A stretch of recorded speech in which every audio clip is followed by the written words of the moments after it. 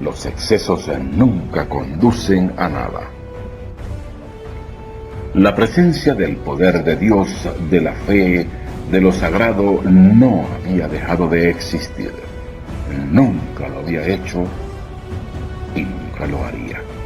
En cada rincón existente, en cada sitio que albergaba a los pocos seres humanos que habían sobrevivido a la enorme catástrofe universal, se dejaba sentir de manera sutil el amor. Sí, el amor quería colarse nuevamente por alguna ranura, cosa que se dificultaba por los sentimientos nefastos sentidos. Ante cualquier vestigio de algo puro, se desataba la ira de los falsos líderes, de los demonios que eran ahora los poderosos que guiaban a los humanos en todo el orbe. El ejército del nuevo rey del mundo, Uzbel. Pocos osaron a tratar de emerger de esas tinieblas de odio. El amor sentido por ese corpúsculo era intenso. La muerte no dudaba en posarse sobre ellos de las más crueles maneras. Renacían las crucifixiones de otrora, mismas que fueron aplicadas en los tiempos remotos, cunas del cristianismo. Se colaba el amor lentamente en muchos corazones. Era albergado de manera grandiosa. Pero el hecho de exteriorizarlo, de demostrarlo, era una verdadera imposibilidad. Pero nada le era difícil a Dios. Nunca lo había sido y jamás lo será. Ya se había posicionado en los corazones nuevamente el amor, y allí se quedaría para siempre. Surgían los mártires de siempre, quienes padecían grandemente por amor. El poder de Dios nunca se doblegaría. Todo lo contrario, crecía cada día más. Entonces Uzbel sintió aquella presencia nefasta para sus propósitos y arreció su poderío. Envió más demonios a reforzar la maldad que se había vertido en aquellos sitios. Creció la malignidad más allá de los límites imaginables. Pero de manera superior se sentía amor. Y los castigos al respecto se aplicaban con más saña, con más intensidad. El temor se apoderaba de todo y de todos. Demostrar la mínima deferencia era causal de muerte. Por ello, surgieron quienes de manera inteligente sintieron la necesidad de correr un riesgo más allá de los límites sospechados. Y Dios los protegió con el manto sagrado del amor.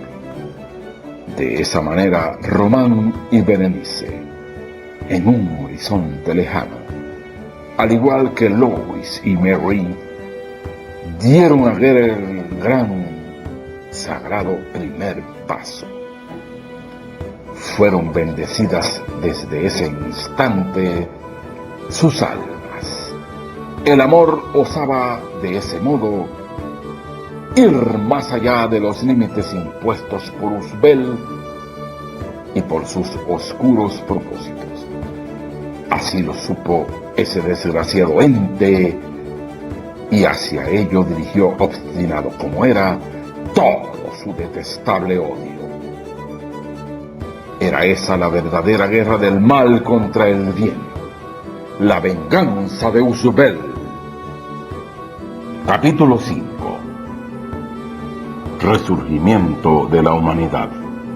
Nada había quedado de lo que otrora fuese una de las épocas más ricas de todos los tiempos habidos.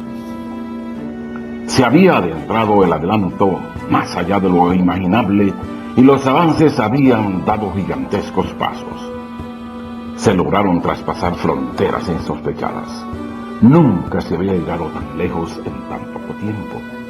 El ser humano se logró perfeccionar a tal extremo que ya entre lo que se tenía como el cielo y la tierra no existían las fronteras del ayer, llenas del misticismo que había reinado en siglos ya proscritos.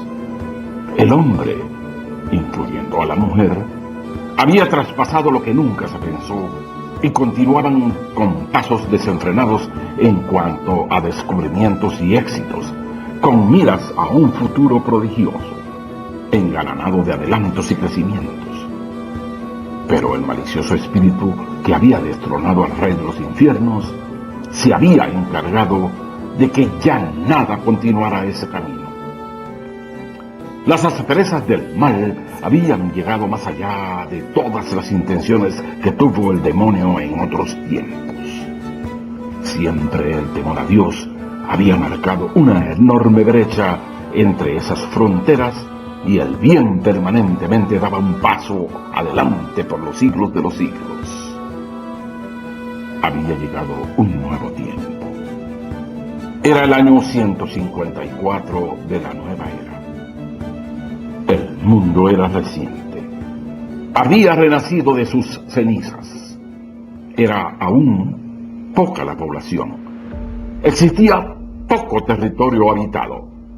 320 eran las aldeas que se habían levantado, dando las primeras luces de progreso en ese nuevo intento de repoblarse un mundo. El resto de los seres humanos permanecía diseminado por diversas partes.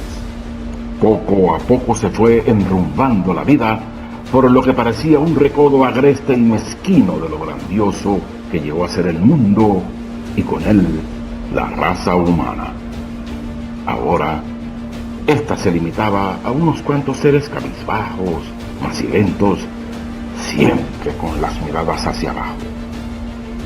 Sobre esos seres desvanecidos pesaban los duros garrotes de la esclavitud, del dominio. Y era que una enorme dominación se había apoderado de los pocos seres humanos que habían sobrevivido a una hecatombe de semejante magnitud. Todo ello producto de lo jactancioso del poder del mal, del supremo que había llegado a ser la adoración profusa y desmedida hacia el dueño supremo de todas las almas, hacia Uzbel. Era ahora el uzbelismo. Óigase bien, uzbelismo, religión nefasta que se seguía y que no era otra cosa que la adoración al nuevo príncipe de las tinieblas.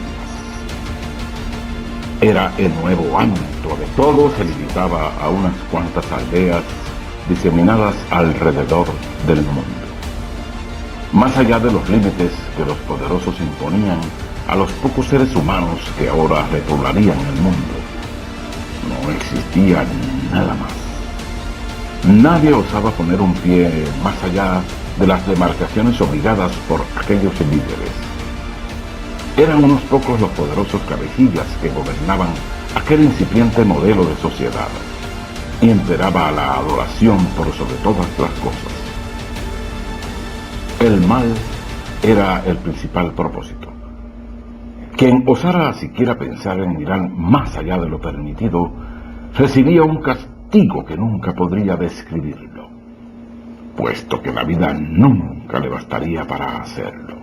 Era pues la vida algo tan superfluo que ningún líder vacilaba en despojar de ella a quienes desobedecieran las órdenes supremas de Uzbel.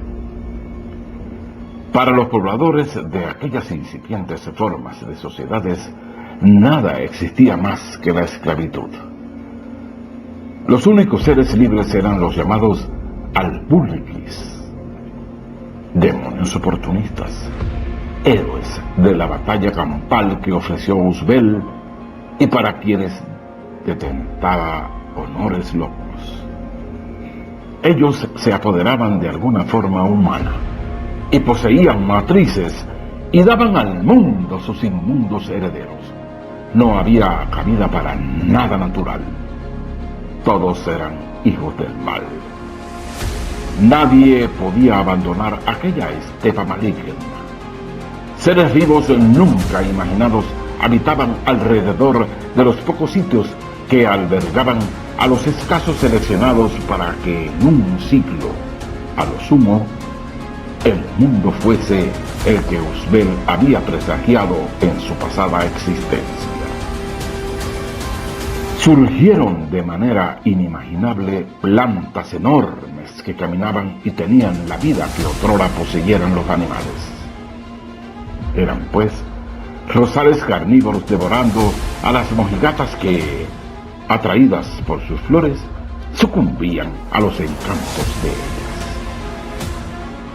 Magnolias que devoraban niños mal abortados, quienes quedaban en un limbo, pegados a las placentas, y que a gatas trataban de llegar hacia donde Mustiol os esperaba, y por cierto, pocos llegaban.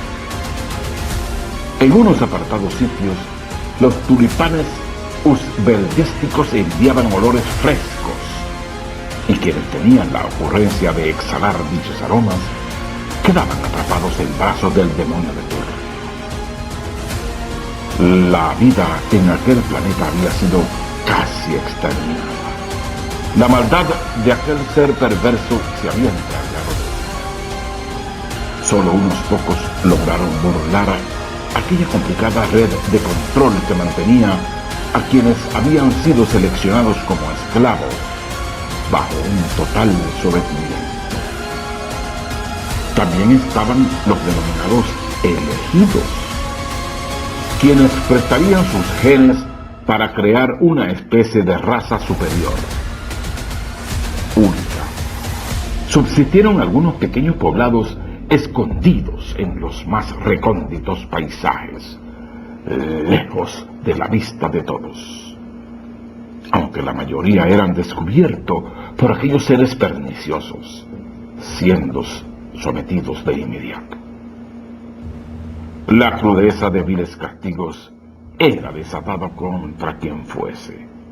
Nadie quedaba con vida, salvo que lograra alguna maniobra de escape a años antes. Román y Berenice y Louis y Mary decidieron unirse para escapar de la furia incontenible de Uzbel y su ejército de demonios. Lograron huir. Pudieron hacerlo en nombre del amor y de la libertad. Junto a otras valerosas personas, llegaron a lejanas tierras y decidieron pernoctar en un hermoso valle que, de seguro, estaría lejos del alcance de Uzbel y de su ejército. Aurora fue el nombre que decidieron para su nuevo hogar. El amor prevaleció, a pesar de que aquel ser perverso se había propuesto desterrarlo. Román y Berenice unieron sus vidas bajo el manto sagrado del amor y engendraron a Maynard. Por su parte, Louis y Mary también lo hicieron. De esa amorosa unión nació Caitlin. Todo era armonía y felicidad. No parecía que el mal se hubiese adueñado de todo y de todos. Años después, Caitlin y Maynard se enamoraron como pocos. Producto de aquel amor de ensueños, nació Ayla, quien tiempo después sería la salvadora. Ayla entonces ya tenía 35 años y su belleza deslumbraba.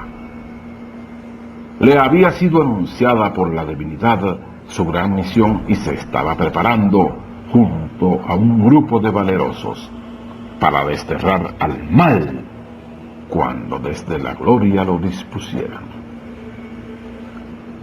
La fuerte nevada continuaba su paso. La gran cantidad de nieve supondría un problema para los rudimentarios carruajes que aquella gente poseía y para todo aquel que deseara salir a la calle con ese clima. Sin embargo, aquella agitación, por incómodo que pareciera, beneficiaba a los dominadores, en vista de que la tormenta forzaba a los dominados a refugiarse. Y mientras la nevada se prolongara, las calles estarían en paz. Adoro ver la nieve caer, dijo Ernest. La nieve atará a los Albulkis en algún burdel. Ernest se apostaba junto a una ventana, todavía triste por lo que atestiguó antes de que la nevada comenzara a arreciar. Estaba ido viendo la nieve acumularse en la calzada y obstaculizar el camino a la casa de su amigo. Aquella vivienda apenas era iluminada con 5 velas y una chimenea, que con su tenue fuego ayudaban a enmascarar el paupérrimo estado de la casa, que tenía grandes fisuras en las paredes y un piso de arcilla que comenzaba a descascararse. Su decoro solo eran unas cortinas verdes y una pequeña mesa con una silla en cada extremo.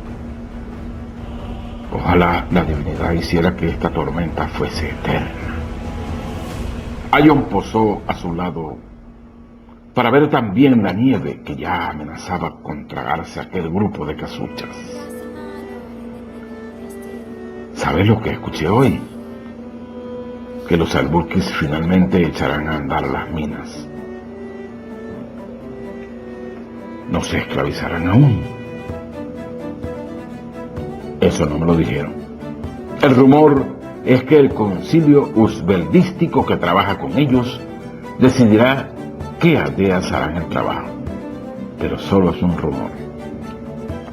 Ernest apartó la vista de la tormenta y volteó a... ¿Crees que solo es un rumor?, cuestionó. Los Albulkis no vinieron por las cosechas. Ellos saben que la riqueza de nuestra tierra radica en su oro. Las minas dejaron de ser redituables hace muchos años, amigo mío. Aún así las echarán a andar, Ion, dijo Ernest. Si yo fuera el rey Usbel, haría lo mismo. Ion bajó su mirada y se alejó de Ernest. Estaba nervioso por los rumores que se escuchaban en las calles. Si esos demonios serán quienes decidan, la mano de obra de aldeas como la mía acabará trabajando en ese sitio. ¿Por qué lo crees?, preguntó Ion. Porque desde que esos hombres con oro en sus bolsillos gobiernan con Usbel, son los que dictaminan qué aldea es valiosa y cuál no. Sin duda, Ernest estaba frustrado. Muchos nativos, así como él, poseían ese miedo de lo que se avecinaba para las aldeas minoritarias. No he visto a ninguno de los que se quedaron alabando al Rey Supremo Usbel, sufriendo como si lo hacemos nosotros. Había algo en común en esas aldeas. Todas fueron fundadas por personas que habían escapado y se habían internado en lejanas tierras donde luego llegó a florecer el amor. Confíen que pronto llegará nuestro Salvador, tal como lo han prometido las Escrituras Sagradas. Ernest se acercó a su amigo y puso su mano sobre su hombro, pretendiendo borrar la animosidad de sus pensamientos. Son parte de nuestro pueblo y si gobiernan con ellos, puede que sea lo mejor para nosotros. ¿Sabes lo que creo?, preguntó Ion frunciendo el ceño. Que son unos malditos cerdos esos Albulkis, cerdos que toman vino con sus enemigos y comparten el pan, tomando las decisiones en nuestro nombre, sin que nosotros se los hayamos pedido. Ellos se hacen más ricos con nuestros sufrimientos.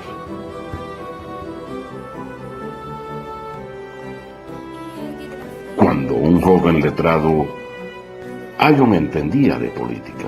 Sabía que los Albulkis eran incapaces de gobernar alguna ciudad o aldea sin tener el apoyo del ejército protector de Usbel. Y dado que los sobrevivientes de la hecatombe que se no habían subyugado al rey del mal habían huido y algunos estaban muertos. Los que sí se habían subyugado pasaban a ser esa influencia. Pero de algún modo, Ernest estaba en lo cierto. Esos ricos no eran personas confiables, por lo que hasta ese momento Ion parecía ser un hombre incauto. Sin esos demonios del inframundo a disposición del rey Usbert por cobardes, alguien debe ayudarlo a hacerle fieles a esos indignos hombres. Ernest estaba algo sorprendido por la declaración de su amigo. No los defiendo, pero tampoco los ataco.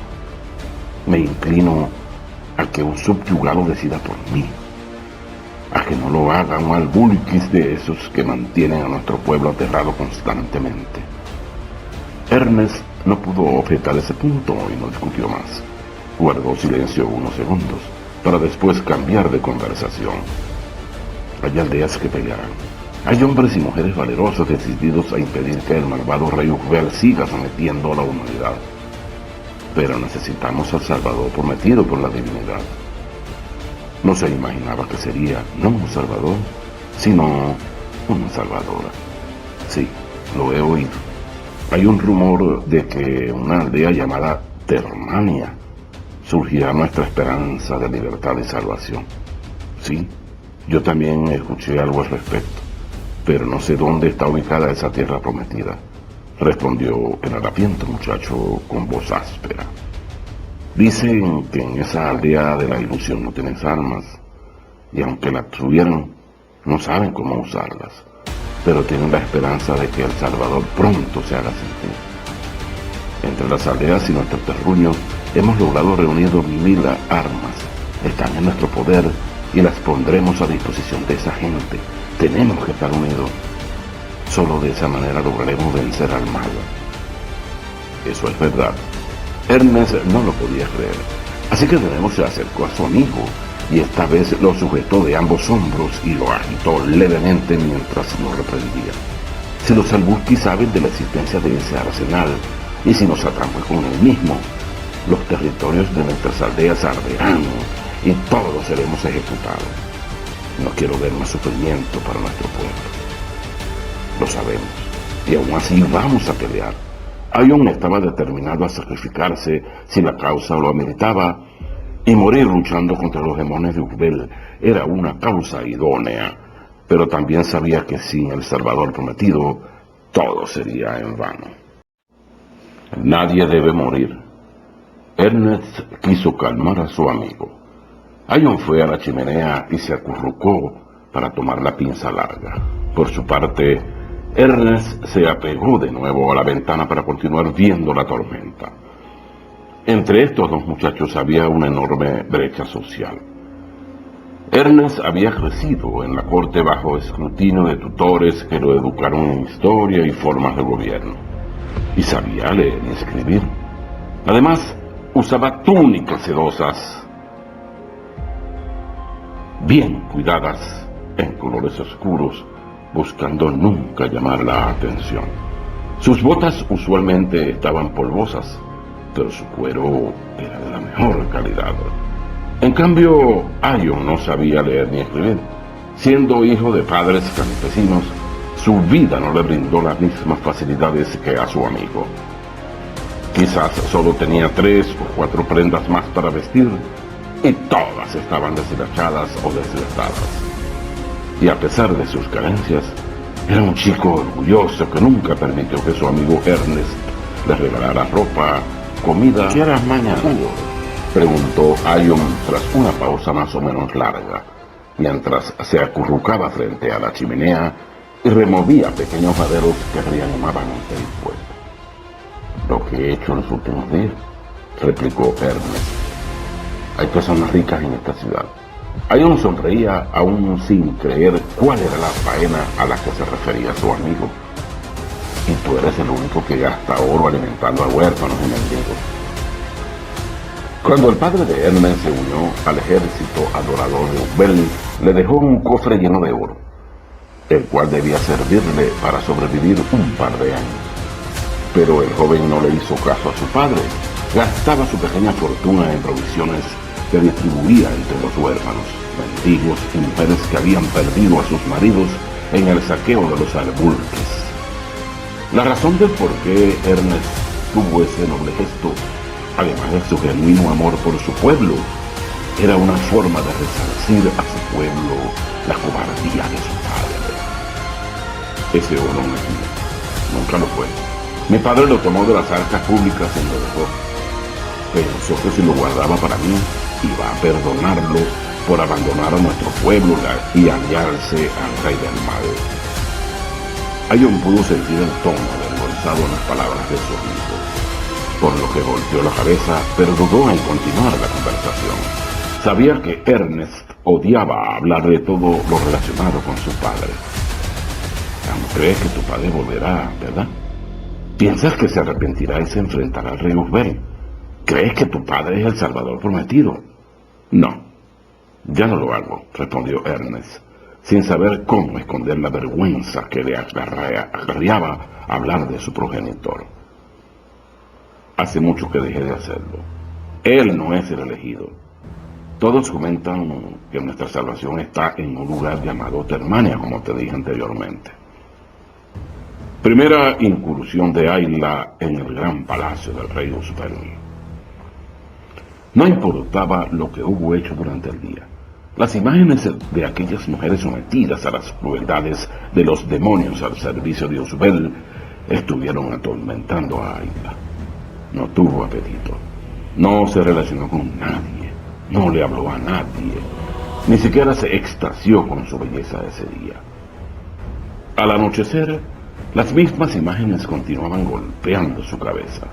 Recordaba el gesto vilipendioso en cada rostro que evocaba de aquellas personas que eran arrastradas de sus chozas para ser llevadas a los dominios del mal. Por eso se había decidido aquello tan arriesgado. Hacía 2 años que había recibido el anuncio divino de que iba a ser la salvadora de la humanidad y quería dar sus primeros pasos en aquella sagrada misión encomendada. Lo primero que se le ocurrió fue conocer el sitio donde habitaba aquel malévolo gobernante del mundo.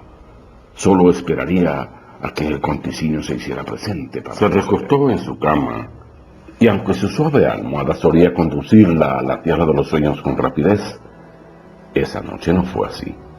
Entonces se levantó y paseó por el salón de estar de su casa, una estancia pequeña pero acogedora, la cual aún conservaba residuos de lo que había sido y ya no era, pues las agrestes manos de aquellos demonios habían reducido todo hasta dejar una aldea en ruinas. Le perdonaron la vida, pero tuvo que pagar un precio demasiado caro. Encendió un cirio y pretendió leer un libro, pero tampoco fue capaz de hacerlo. En su mente no hubo cabida para pensar en otra cosa que no fuesen aquellas pobres mujeres. Ayla sentía que su deber como salvadora de la humanidad la precisaba a enfrentarse al mal, un compromiso algo ridículo a decir verdad, dado que, en vista de las circunstancias, ¿qué podría hacer una mujer que ni siquiera sabía pelear ni utilizar un arma? Pero había sido la elegida, y quien la eligió sabría resolver todo aquello y proveerla de todo un mundo de entendimiento y de destrezas para que pudiera lograr su sagrado cometido. De todas maneras decidió intentarlo.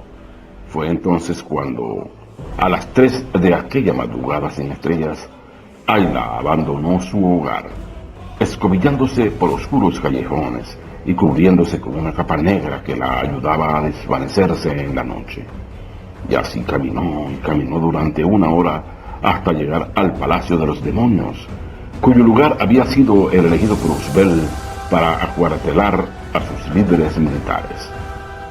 Por supuesto, existían otros lugares donde los demonios pudiesen estar, como el Palacio Siltu o el Bitfitz, pero ambos fueron arrasados,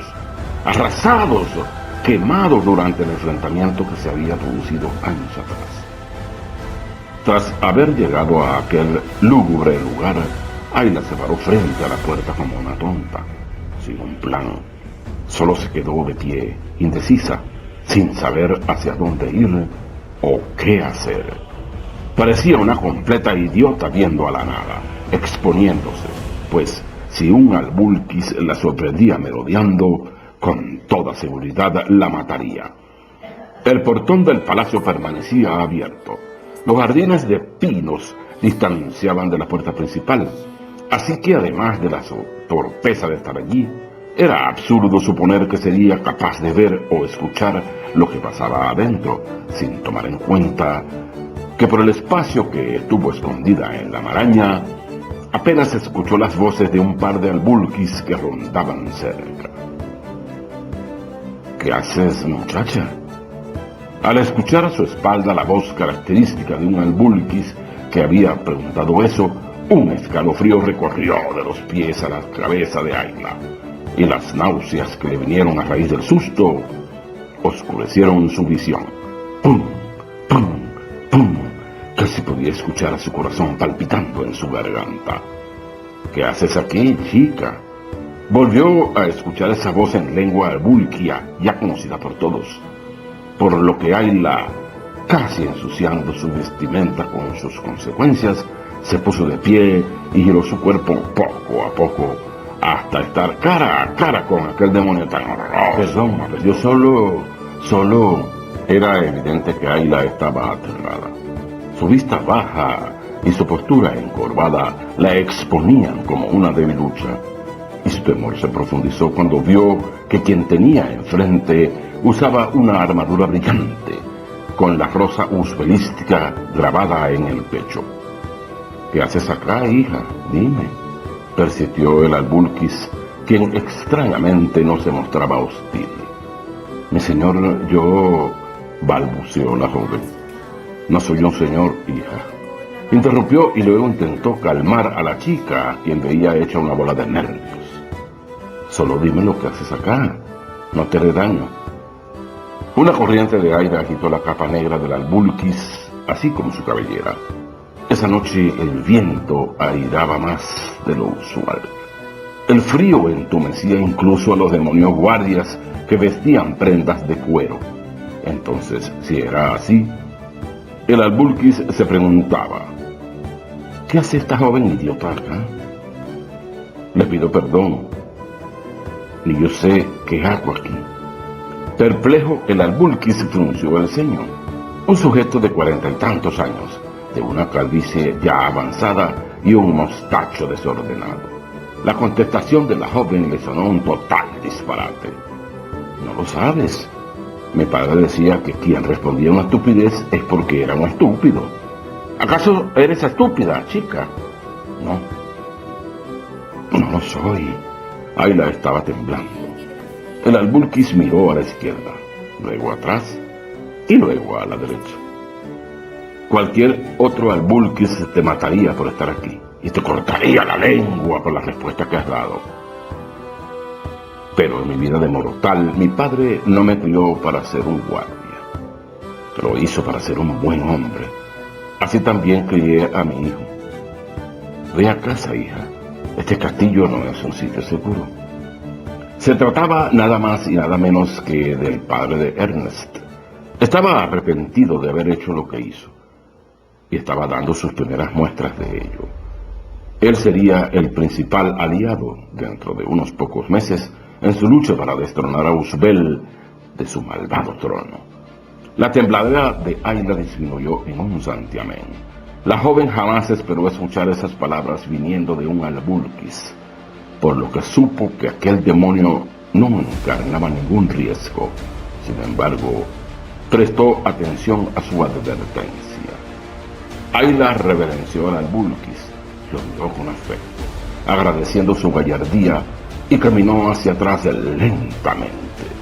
Después dio media vuelta y avanzó sigilosa como una ladrona. No obstante, quizás solo alcanzó a dar 7 u 8 zancadas antes de frenarse de nuevo. Se mantuvo inerte mientras el viento ondeaba su capa, hasta que volteó a ver al albulquis. Si no le llamo mi señor, entonces no sé cómo llamarlo, le dijo Ayla. Llámame Spangler, hija. El albulquis estaba curioso del comportamiento de la joven. Spangler, nombró Ayla, llevándose sus manos al pecho, y después lo miró fijamente. Serás mi aliado en esta sagrada misión que me han encomendado. Soy la salvadora de la humanidad. Lo sé, hija. Desde que te vi, pude reconocer, aunque estés oculta bajo ese ridículo disfraz. ¿Qué haces en este sitio tan peligroso? Aún no ha llegado el momento. Puedes arriesgar la misión con ese tipo de proceder. Busco a unas mujeres que fueron sacadas de sus aldeas. ¿Están acá? Por una extraña razón, Ayla había reconocido a Spangler, el albulquis que desde ese entonces se convertiría en su mano derecha. Confió ciegamente en él. Creyó que podría ayudarla desde ese instante.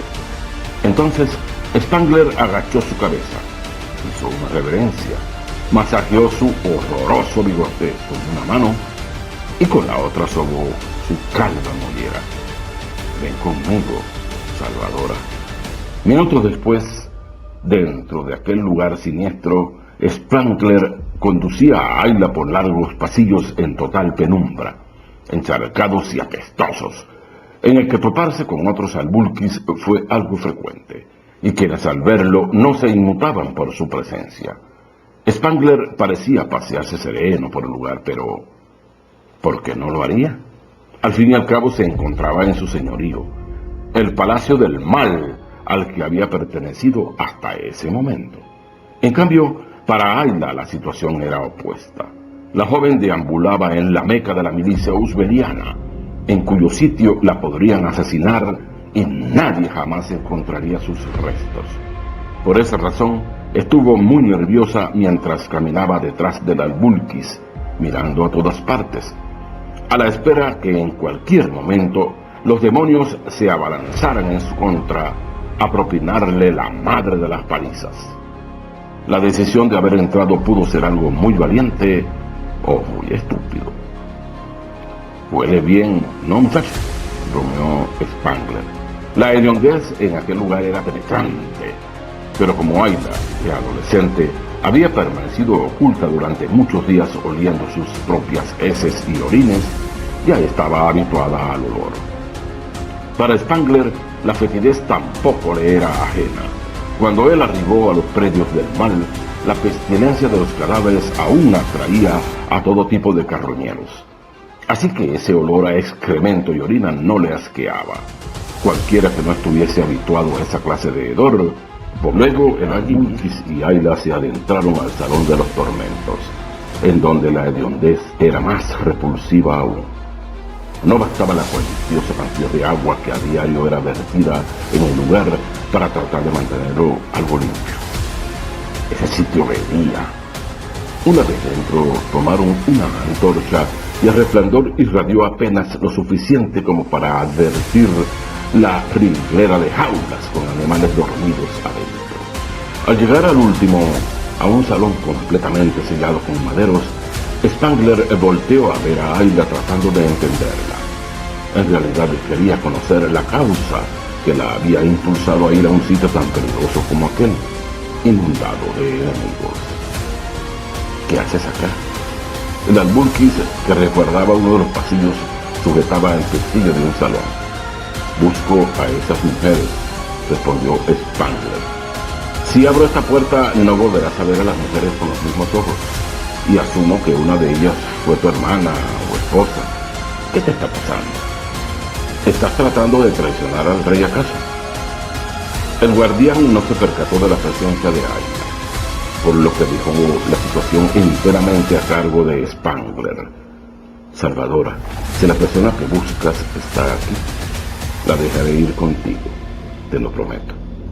Spangler jaló la puerta. Entonces Ayla, con el fulgor de la antorcha, descubriría de modo dantesco cómo aquellas mujeres estaban encerradas. Por Dios, profirió la hija de Kaylin y Maynard, tan escandalizada que la llevó a afianzar su promesa de salvar a la humanidad. Encerradas en ese corral habían 22 mujeres, con apenas un mugriento trapo que cubría sus senos y sus genitales. Varias de ellas estaban sentadas sobre el pestilente suelo cubierto de pajas, humedecido de orina y un par de montículos de excremento. Otras permanecían de pie, arrinconadas, sollozando. Aquellas mujeres eran muy jóvenes y atractivas, desde luego. Eso no se podía apreciar dadas las condiciones. Estaban curtidas, sus cabellos hechos un desastre, sudorosas y olían muy mal. Por otro lado, instintivamente, al ver que la puerta se abría, las jóvenes que estaban sentadas se levantaron, y el fulgor de la antorcha inmóvil bajo una figura humana provocó que entraran en pánico, por lo que corrieron a replegarse en una esquina tratando de huir, temerosas, cacareando como gallinas. «Entre y busque, Salvadora», dijo Spangler, abochornado por la escena tan asquerosa, que venía de su hasta ese momento asquerosa complicidad. «¿Por qué juegas de este modo tu pellejo?», quiso saber Ayla. «Es una manera de pagar un error que llevo tantos años cometiendo, y poder de esa manera ganarme el perdón de mi propio hijo». Ayla estaba gratamente sorprendida. Asintió su cabeza y tuvo la necesidad de ser recíproca con él. «Spangler, no conozco a ninguna de estas mujeres. Solo deseo salvarlas. Solo deseo liberar al mundo entero de los terribles tentáculos del rey Luzbel, que lleva siglos dominando». «No conoces a ninguna de estas mujeres». Spangler estaba sorprendido. «Y aún así se arriesga a venir aquí sabiendo el gran riesgo que corre, Salvadora. No juegue con su suerte». «Por ahora no puedo unirme al ejército del bien, pues aún no ha llegado nuestro momento. Mientras tanto, trataré de preparar una estrategia de lucha que garantice el triunfo del bien sobre el mal. Nadie se percatará de mis acciones. Deme tiempo, Salvadora».